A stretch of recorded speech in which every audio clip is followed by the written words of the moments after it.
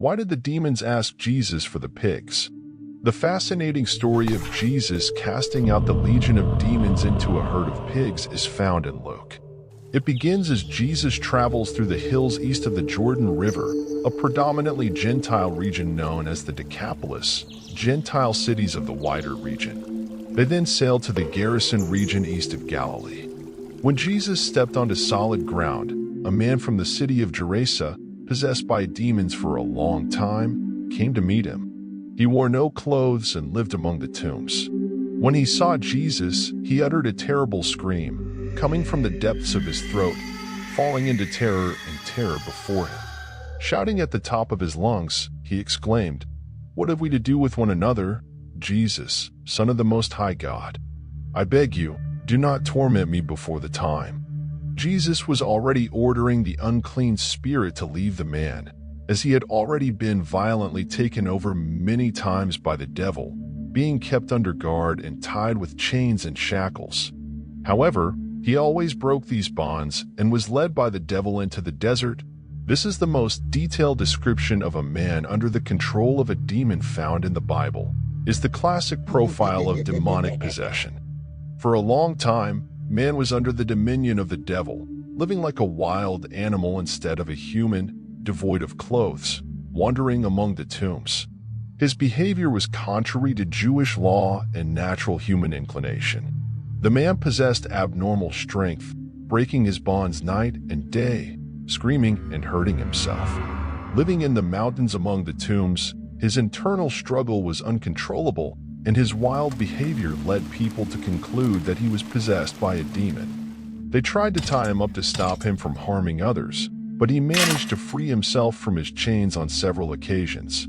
In the end, they managed to drive him out of town, and he ended up living in the local cemetery, hurting the only person he could, himself.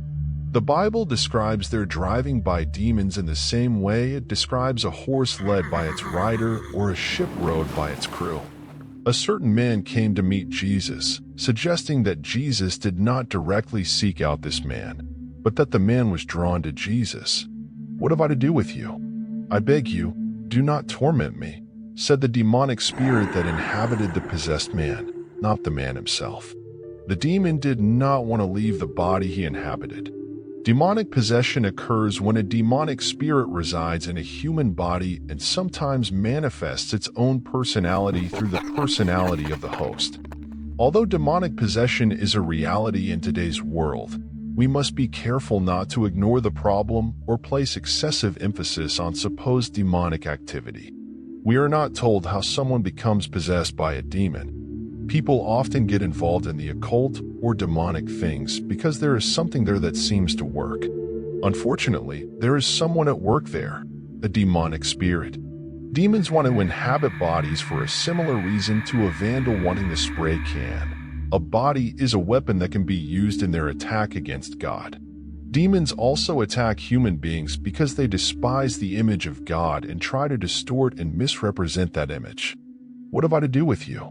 I beg you, do not torment me, an ironic observation considering that the man was often and relentlessly tormented by demons, dominated in body, mind, and soul. He feared that Jesus would also torment him.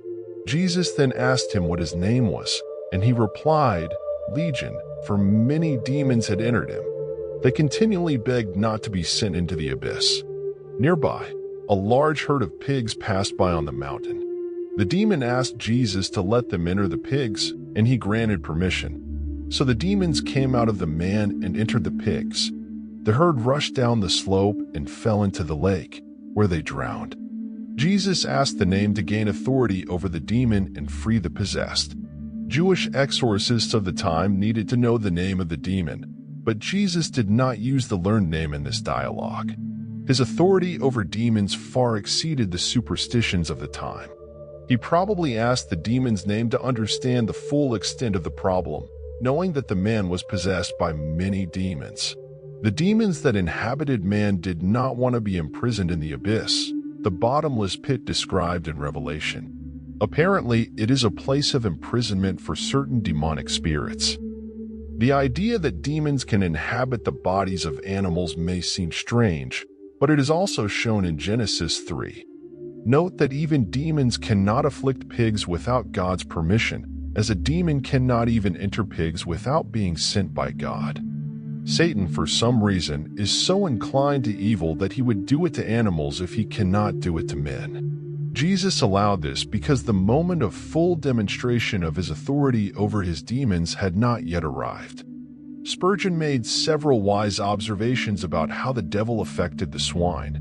They preferred death to the devil's rule, and if men were no worse than swine, they would have the same opinion. The devil sells his pigs to a bad market. When the shepherds saw what happened, they fled and told the town and surrounding area. The people went out to see what had happened, came to Jesus, and found the man from whom the demons had come out, sitting at Jesus' feet, clothed and in his right mind. They were scared. Those who witnessed this told others about how the demon-possessed man had been healed. Then the entire crowd from the region of the Gadarenes and the surrounding areas asked Jesus to leave there, because they were overwhelmed with fear. Jesus got into the boat and returned to the west side of the Sea of Galilee. They were afraid and were overcome with great fear. They were more afraid of a free man than of one possessed. They were terrified when they saw the man in his senses, sitting at the feet of Jesus, not knowing what to think. The demons should have had the upper hand over Jesus according to their superstitions, but they did not. They had difficulty accepting this. So, the whole crowd, they didn't seem to care about the demon-possessed man among them, but they were bothered by the presence of Jesus. They asked him to leave, and he complied. The work that Jesus was doing had brought the whole crowd together, and everyone was there to talk and meet Jesus. However, this was not a positive development by any means. Here was a whole city in a prayer meeting, praying against its own blessing. The nature of his prayer was horrible, but it was heard, and Jesus departed from his domain. When people are more afraid of what Jesus will do in their lives than what Satan is doing at the moment, they often push Jesus away, and he may leave if he is asked. But the man from whom the demons had come out kept begging and begging to go with Jesus. However, Jesus sent him away, saying, "Go home and tell all the wonderful things God has done for you." So the man went and proclaimed throughout the city the great things that Jesus had done for him. The man from whom the demons had departed was known by a wonderful name, perhaps for the rest of his life. He would be remembered by a name that evoked the great work Jesus had done for him. Initially, this demon-possessed man sat at Jesus' feet, but later he just wanted to be with Jesus, following him as a disciple.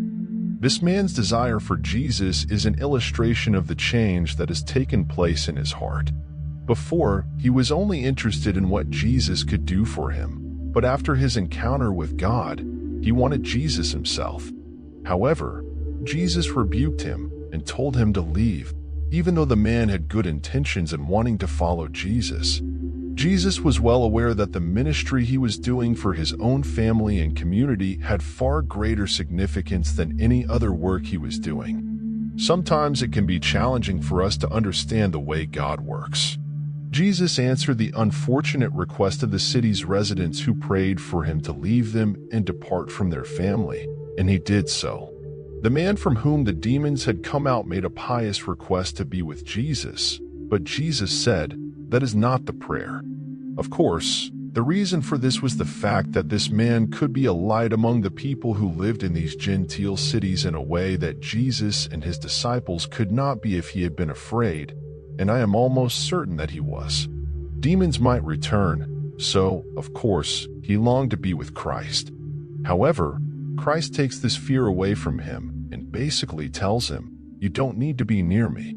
I have healed you so completely that you will never be sick again." This was an incredible message to share and a message that every follower of Jesus should be able to preach.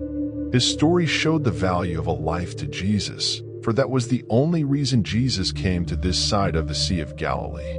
His story also showed that with Jesus, no one is beyond hope, for if this man can be transformed, then anyone can. Jesus told him to tell about the great things that God had done, and the man shared with others the great things that Jesus had done. There was no contradiction, because Jesus is God.